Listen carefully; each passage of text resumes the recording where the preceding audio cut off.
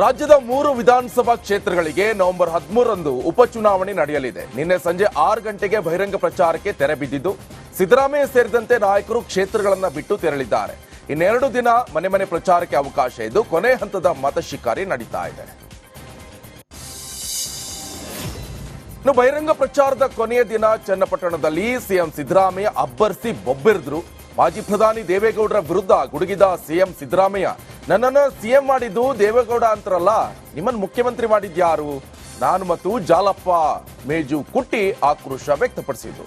2014ರ ಲೋಕಸಭಾ ಚುನಾವಣೆ ವೇಳೆ ದೇವೇಗೌಡರು ಮೋದಿ ವಿರುದ್ಧ ಮಾಡಿರುವಂತಹ ಭಾಷಣವನ್ನ ಪ್ರಸ್ತಾಪಿಸಿ ಕೆಂಡ ಕಾರಿದ್ರು. ಯಾವ್ಯಾವ ಕಾಲದಲ್ಲಿ ಏನೇನು ಹೇಳ್ತಾರೆ, ಸಿದ್ದರಾಮಯ್ಯನನ್ನ ನಾನು ಮುಖ್ಯಮಂತ್ರಿ ಮಾಡಿದೆ. ಮಿಸ್ಟರ್ ದೇವೇಗೌಡ, ನಿನ್ನನ್ನು ಮುಖ್ಯಮಂತ್ರಿ ಮಾಡಿದವರು ಯಾರು?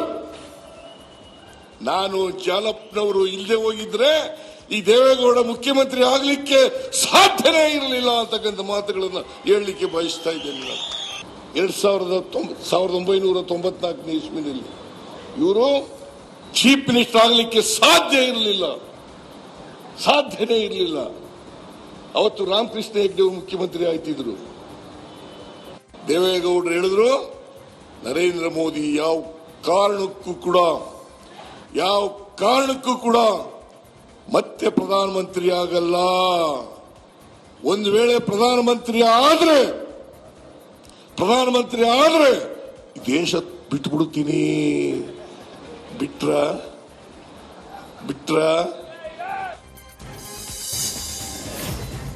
ಇನ್ನು ಕೇಂದ್ರ ಸಚಿವ ಕುಮಾರಸ್ವಾಮಿ ಅವರನ್ನ ಕರಿಯ ಅಂತ ಕರೆದ ಸಚಿವ ಜಮೀರ್ ವಿರುದ್ಧ ವಿಪಕ್ಷಗಳು ಮುಗಿಬಿದ್ದಿವೆ.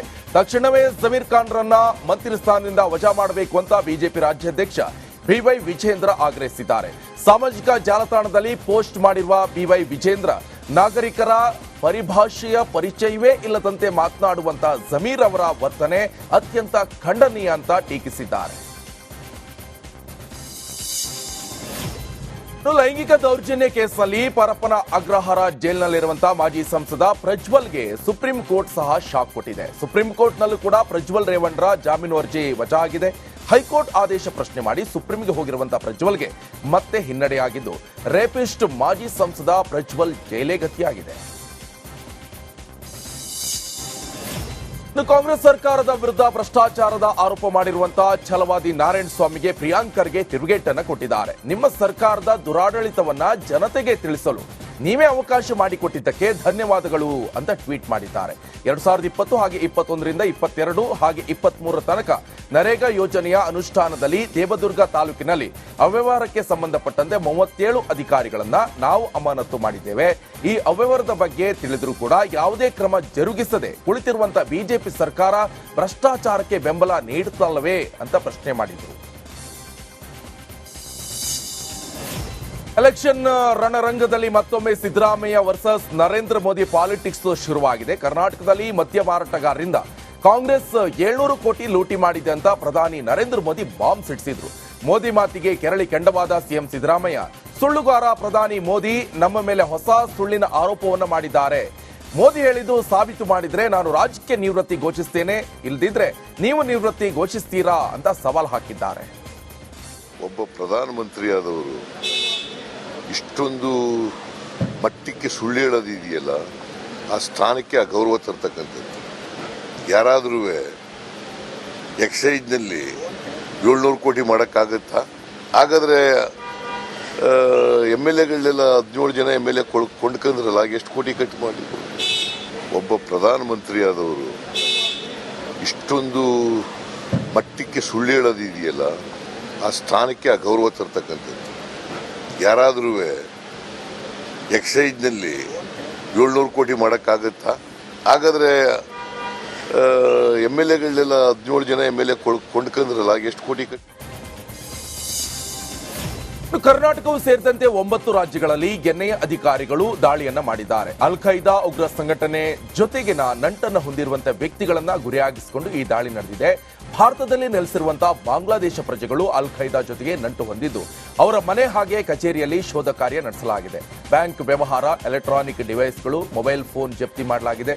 2023ರಲ್ಲಿ ಇದೇ ವಿಚಾರವಾಗಿ ತನಿಖೆ ನಡೆಸಿ 5 ವಿರುದ್ಧ ಚಾರ್ಜ್ ಶೀಟ್ ಸಲ್ಲಿಕೆಯಾಗಿತ್ತು. ಇದೇ ಪ್ರಕರಣ ಮುಂದುವರಿಕೆಯಾಗಿ ಈ ರೇಡ್ ನಡೆಸಲಾಗಿದೆ. ಬೆಂಗಳೂರಿನಲ್ಲಿ ಹುಸಿ ಬಾಂಬ್ ಬೆದರಿಕೆಗಳ ಸರಣಿ ಈಗ ಮುಂದುವರೆದಿದೆ. ಇಷ್ಟು ದಿನ ಶಾಲೆಗಳಿಗೆ ಬರ್ತಾ ಇರುವಂತಹ ಬೆದರಿಕೆ ನಿನ್ನೆ ಪ್ರತಿಷ್ಠಿತ ಹೋಟೆಲ್ಗೆ ಬಂದಿದೆ. ಐಬಿಎಸ್ ಹೋಟೆಲ್ಗೆ ಇಮೇಲ್ ಮೂಲಕ ಬಾಂಬ್ ಬೆದರಿಕೆ ಸಂದೇಶ ಬಂದಿದ್ದು, ಸಪ್ಪಗಿ ರಾಮನಗರ ಪೊಲೀಸರು ಹೋಟೆಲ್ಗೆ ಭೇಟಿ ನೀಡಿದ್ರು. ಬಾಂಬ್ ನಿಷ್ಕ್ರಿಯ ದಳ ಹಾಗೆ ಡಾಗ್ ಸ್ಕ್ವಾಡ್ನಿಂದ ಪರಿಶೀಲನೆ ನಡೆಸಲಾಗಿದೆ. ಪರಿಶೀಲನೆ ಬಳಿಕ ಇದೊಂದು ಹುಸಿ ಬೆದರಿಕೆ ಅಂತ ತಿಳಿದು ಬಂದಿದ್ದು, ಗ್ರಾಹಕರು ನಿಟ್ಟುಸಿರು ಬಿಟ್ಟಿದ್ದಾರೆ. ಬೆಂಗಳೂರು ಹೊರವಲಯದ ಹೆಬ್ಬಗೋಡಿಯಲ್ಲಿ ನಡೆದಿರುವಂತಹ ರೇವ್ ಪಾರ್ಟಿ ಪ್ರಕರಣಕ್ಕೆ ಹೊಸ ಟ್ವಿಸ್ಟ್ ಸಿಕ್ಕಿದೆ. ಈ ಕೇಸ್ಗೆ ಸಂಬಂಧಪಟ್ಟಂತೆ ಸಿಸಿಬಿ ವಿರುದ್ಧವೇ ವಿಚಾರಣೆ ನಡೆಸುವಂತೆ ಮಾನವ ಹಕ್ಕುಗಳ ಆಯೋಗ ಆದೇಶ ಕೊಟ್ಟಿದೆ. ರೇವ್ ಪಾರ್ಟಿ ಕೇಸ್ ತನಿಖೆ ಮಾಡಿರುವಂತಹ ಸಿಸಿಬಿ ಪೊಲೀಸರು ಆರೋಪಿಗಳ ಬಳಿ ತಲಾ 10 ಲಕ್ಷ ರೂಪಾಯಿ ಹಣವನ್ನು ಪಡೆದ ಆರೋಪ ಕೇಳಿ ಬಂದಿದೆ. ಜೊತೆಗೆ ಆರೋಪಿಗಳ ವಿರುದ್ಧ ಸುಳ್ಳು ವೈದ್ಯಕೀಯ ಸಾಕ್ಷಿ ಕಲೆ ಹಾಕಿರುವಂತಹ ದೂರಿದೆ. ಹೀಗಾಗಿ ತನಿಖೆಯನ್ನು ನಡೆಸಿ ವರದಿ ನೀಡುವಂತೆ ಪೊಲೀಸ್ ಆಯುಕ್ತರಿಗೆ ಸೂಚನೆ ಕೊಡಲಾಗಿದೆ. ಧಾರವಾಡದ ಯೋಗೀಶ್ ಗೌಡ ಹತ್ಯೆ ಕೇಸ್ ಮತ್ತೊಂದು ಮಗುಳನ್ನ ಬದಲಿಸಿದೆ. ಈ ಕೇಸ್ನ ಪ್ರಮುಖ ಆರೋಪಿ ಬಸವರಾಜ್ ಮುತ್ತಿಗಿ ಹತ್ಯೆಗೆ ಸಂಚು ನಡೆದಿದೆ ಅಂತ ಹೇಳಲಾಗ್ತಿದೆ. ಬಸವರಾಜ್ ಮುತ್ತಿಗಿಗೆ ಮತ್ತೆ ಜೀವ ಬೆದರಿಕೆ ಬಂದಿರುವುದಾಗಿ ಕೇಂದ್ರ ಗುಪ್ತಚರ ಇಲಾಖೆಯಿಂದಲೇ ಮಾಹಿತಿ ಹೊರಬಿದ್ದಿದೆ. ಹೀಗಾಗಿ ಹುಬ್ಬಳ್ಳಿ ಧಾರವಾಡ ಪೊಲೀಸ್ ಆಯುಕ್ತರ ಕಚೇರಿಯಲ್ಲಿ ಸಭೆ ನಡೆಸಲಾಗಿದ್ದು, ಬಸವರಾಜ್ ಮುತ್ತಿಗಿ ಪೊಲೀಸ್ ಆಯುಕ್ತರನ್ನ ಭೇಟಿಯಾಗಿದ್ದಾನೆ. ಮಹರ್ಷಿ ವಾಲ್ಮೀಕಿ ಅಭಿವೃದ್ಧಿ ನಿಗಮದಲ್ಲಿ ನಡೆದಿರುವಂತಹ ಬಹುಕೋಟಿ ಹಗರಣಕ್ಕೆ ಸಂಬಂಧಪಟ್ಟಂತೆ ಇಂದು ಹೈಕೋರ್ಟ್ ಮಹತ್ವದ ಆದೇಶವನ್ನ ಹೊರಡಿಸಲಿದೆ. ವಾಲ್ಮೀಕಿ ನಿಗಮದ ಹಗರಣದ ತನಿಖೆಯನ್ನ ಸಿಬಿಐಗೆ ವಹಿಸುವಂತೆ ಕೋರಿ ಯೂನಿಯನ್ ಬ್ಯಾಂಕ್ ಆಫ್ ಇಂಡಿಯಾದಿಂದ ಅರ್ಜಿ ಕೂಡ ಸಲ್ಲಿಕೆಯಾಗಿತ್ತು. ಈ ಬಗ್ಗೆ ವಿಚಾರಣೆ ನಡೆಸಿರುವಂತಹ ನ್ಯಾಯಮೂರ್ತಿ ಎಂ ನಾಗಪ್ರಸನ್ನ ಅವರ ಪೀಠ ಇಂದು ತೀರ್ಪನ್ನ ಪ್ರಕಟಿಸಲಿದೆ. ಕೊಪ್ಪಳದ ಗಂಗಾವತಿ ಪಟ್ಟಣದಲ್ಲಿ ತೋಟಗಾರಿಕೆ ಇಲಾಖೆ ಕಚೇರಿ ಮೇಲೆ ಲೋಕಾಯುಕ್ತ ಅಧಿಕಾರಿಗಳು ದಾಳಿ ಮಾಡಿದ್ದಾರೆ. Senior assistant director Mahesh H Lokayukta ಬಲೆಗೆ ಬಿದ್ದಿದ್ದಾನೆ. ತೋಟಗಾರಿಕೆ ಇಲಾಖೆಯ ಯೋಜನೆಗಳಿಗೆ ವೀರನಗೌಡ ಮೆಟೀರಿಯಲ್ ಸಪ್ಲೈ ಮಾಡಿದ್ರು. ಆದರೆ ಪೆಂಡಿಂಗ್ ವರ್ಕ್ ಬಿಲ್ ಪಾವತಿ ಮಾಡಲು ಅಸಿಸ್ಟೆಂಟ್ ಡೈರೆಕ್ಟರ್ ಲಂಚದ ಬೇಡಿಕೆ ಇಟ್ಟಿದ್ದು, ನಿನ್ನೆ ಕಚೇರಿಯಲ್ಲಿ 1 ಲಕ್ಷ ಹಣ ಲಂಚ ಪಡೆಯುವಾಗ ರೆಡ್ ಹ್ಯಾಂಡ್ ಆಗಿ ಸಿಕ್ಕಾಕೊಂಡಿದ್ದಾನೆ. ಎನ್ಡಬ್ಲ್ಯೂಕೆಆರ್ಟಿಸಿ ಅಧ್ಯಕ್ಷರು ಮತ್ತು ಶಾಸಕರಾದ ರಾಜು ಕಾಗೆ ಅವರ ಜಿಲ್ಲೆಯಲ್ಲಿಯೇ ಬಸ್ ಇಲ್ಲದೆ ವಿದ್ಯಾರ್ಥಿಗಳು ಪರದಾಡುವಂತಾಗಿದೆ. ಬೆಳಗಾವಿ ಜಿಲ್ಲೆ ಚಿಕ್ಕೋಡಿಯಲ್ಲಿ ಸೂಕ್ತ ಬಸ್ ವ್ಯವಸ್ಥೆ ಇಲ್ಲ. ಈ ಬಗ್ಗೆ ಹಲವು ಬಾರಿ ಸಂಬಂಧಪಟ್ಟ ಅಧಿಕಾರಿಗಳ ಗಮನಕ್ಕೂ ಕೂಡ ತರಲಾಗಿದೆ. ಆದರೆ ಯಾವುದೇ ಪ್ರಯೋಜನ ಆಗಿಲ್ಲ ಅಂತ ವಿದ್ಯಾರ್ಥಿಗಳು ದೂರಿದ್ದಾರೆ. ಸಮರ್ಪಕ ಬಸ್ ವ್ಯವಸ್ಥೆ ಇಲ್ಲದೆ ವಿದ್ಯಾರ್ಥಿಗಳು ಮನೆ ತಲುಪಲು ರಾತ್ರಿ 8 ಗಂಟೆ ಆಗ್ತಾ ಇದೆ ಅಂತ ಪೋಷಕರು ಆಕ್ರೋಶವನ್ನ ವ್ಯಕ್ತಪಡಿಸಿದರು. ಮಡಿಕೇರಿಯಲ್ಲಿ ಅಕ್ರಮವಾಗಿ ಬೀಟೆ ಮರ ಸಾಗಾಟ ಮಾಡ್ತಾ ಇರುವಂತಹ ಆರೋಪಿಯನ್ನ ಮಾಲ್ ಸಮೇತ ಅಧಿಕಾರಿಗಳು ವಶಕ್ಕೆ ಪಡೆದಿದ್ದಾರೆ. ಮಡಿಕೇರಿ ಸಮೀಪದ ಕಗ್ಗೋಡ್ಲು ಗ್ರಾಮದಲ್ಲಿ ಅರಣ್ಯ ಅಧಿಕಾರಿಗಳು ಕಾರ್ಯಾಚರಣೆ ಮಾಡಿದ್ದು, ಸುಮಾರು 8 ಲಕ್ಷ ಬೆಲೆ ಬಾಳುವಂತಹ ಬೀಟೆ ಮರಗಳನ್ನು ವಶಕ್ಕೆ ಪಡೆಯಲಾಗಿದೆ. ಕೊಡಗು ಜಿಲ್ಲೆಯಲ್ಲಿ ಅಕ್ರಮವಾಗಿ ಮರ ಸಾಗಾಟ ಪ್ರಕರಣಗಳು ಹೆಚ್ಚಾದ ಹಿನ್ನೆಲೆಯಲ್ಲಿ ಅಧಿಕಾರಿಗಳ ಅಲರ್ಟ್ ಕೂಡ ಆಗಿದ್ದು, ಎಲ್ಲ ಚೆಕ್ ಪೋಸ್ಟ್ಗಳಲ್ಲಿ ಭದ್ರತೆ ಹೆಚ್ಚಿಸಲಾಗಿದೆ.